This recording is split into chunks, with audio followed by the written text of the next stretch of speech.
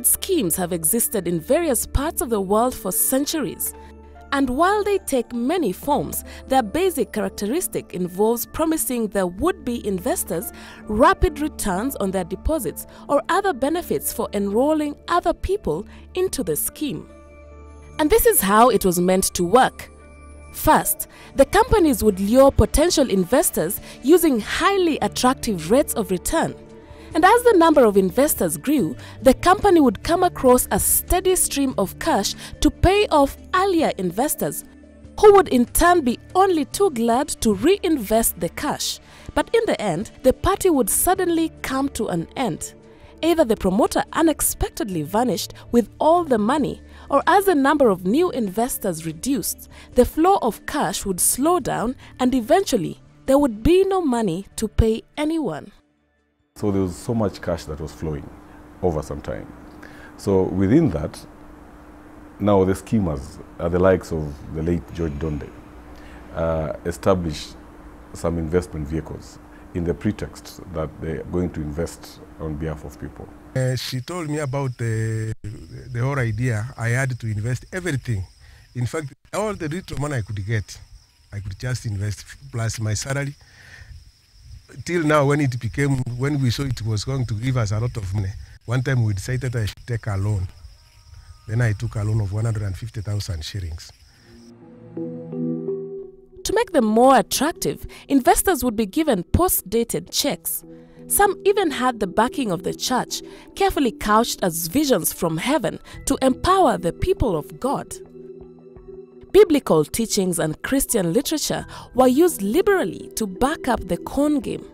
One such scheme was CLEAP, running by the enticing slogan, empowering Christians financially. It's very bad for me to retire in a disparate situation the way I'm in. And also, it's very bad for me to retire when my children have not achieved what I intended for them to achieve. James Nyakundi recalls how he would later be sacked from his job at a time when all his savings and the loan he had taken had gone down the drain with the collapse of the Kenya Business Sacco scheme. Before I moved to this place, it was very difficult because I invested my money into that pyramid schemes, so I was having even negative salary in my pay slip. So that is even why I was forced to move from Thika to come to this place. I'm having a lot of problems and there's no one to take care of my children. And it hurts me a lot to imagine that my money is lying somewhere, wherever, if it is there, that is. 5 years on, and the victims have not given up in their quest for justice. Questions they and the entire public ask is whatever happened to the findings and recommendations of the Nyenze report? The persons implicated and the money said to be frozen in bank accounts. So there was a conspiracy between government agencies, the banks, and all the people who should have stopped it at that time. And nobody raised a finger. And today, nobody has been prosecuted, though we've given the names of people who participated, the pyramid schemes, the properties they bought, how the money moved. Those people were only faceless the time I was tabling the petition. But within the report of Nyenze, there are actual companies, and companies have got directors, companies have got shareholders. So the government, if it was willing, can today move onto those people and take whatever punitive action that they want. The Nyenze report gave details of the various bank accounts suspended during the time of operations, a total amount which stood at nearly 251 million shillings. The central bank had initially indicated that 5 billion shillings had been frozen in relation to pyramid schemes, but later retracted the statement, not clearly indicating how much money was actually frozen, if any. To date, even the man who chaired that committee is convinced that powerful people were behind the pyramid schemes and that the names registered publicly were only proxies. This thing is colossal. It can go even to 40, 50 billion, bigger than Agro leasing plus Goldenberg, maize can, everything combined. This thing is bigger than all those scams combined, but is the least talked about and is the least people are interested in prosecuting. Why?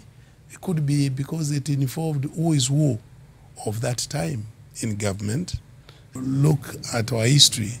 Before every general election, there is either a Goldenberg or Anglo leasing or a maize scandal or something big involving billions of money. So this one came just before the election. An authentic copy of the Nyenze report was submitted by the Ministry of Cooperative Development in November of 2011. About a year and a half after it was published, and only upon request by the DPP after the report was subjected to debate in Parliament.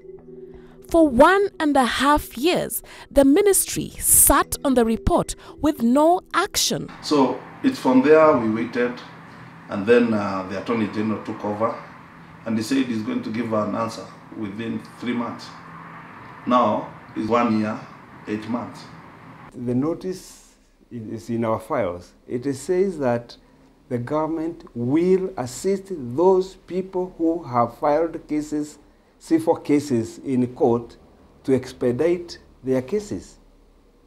And so it asked for records of all those people who had filed cases in court. It was a public relation of the AG's office. Seeking to discover what civil and criminal procedures have taken place since the Nyenze report was published in 2009, we knocked the doors of the Office of the Director of Public Prosecutions. The office furnished us with this dossier. Now, the dossier details a chronology of efforts to bring the culprits to book, efforts which have been anything but fruitful. The voluminous document gives a trail of board meetings, case files, and multi-agency efforts. Yet, almost all of the cases, majority of which were pitted against Desi proprietor George Donde Odinga, have been terminated. This despite the fact that Donde was publicly known to be the key proprietor of a publicly known scheme. Just who slept on the job? Who left thousands of Kenyans at the mercy of conniving fraudsters? The current AG, although he personally knows about these things, he refused to see pyramid victims completely. Refused. The word is refused, because every appointment would be met with an opposition. The question was, we have a case here. This is case number 319 of 2009. The judgment has been passed. Warrants of arrest has issued against the judgment debtors. The people are fresh and blood. They are walking in the streets of Nairobi. What assistance was he meaning in 2012 that he will assist those people? The latest documented judicial effort in the pyramid scheme cases is a meeting by the DPP task force on the schemes held on the 2nd of May 2014, where the members discussed loopholes in court cases and why all the suspects were acquitted. The decision was to forward such cases to the CID for further investigations. Yet, even cases investigated by the CID so far have led to no convictions. I feel so bitter with them. In fact, wherever they are, if they hear me, let them know that they are going to have a curse. They are going to curse even their own children. They are going to be cursed. Because they cannot steal our money and they just disappear like that. More especially the first year after my sacking, it was very bad. Yes, because now I didn't have anything. Even friends ran away from me. It was only God it was by the grace of God that I'm even alive. But while Nyakundi stayed alive, his wife, who also served as the treasurer of the Pyramid Victims Association, did not. She died in April of 2014, never to see the fruits of her spirited fight for justice. I really get it rough at this time, but I try because my children are also supportive.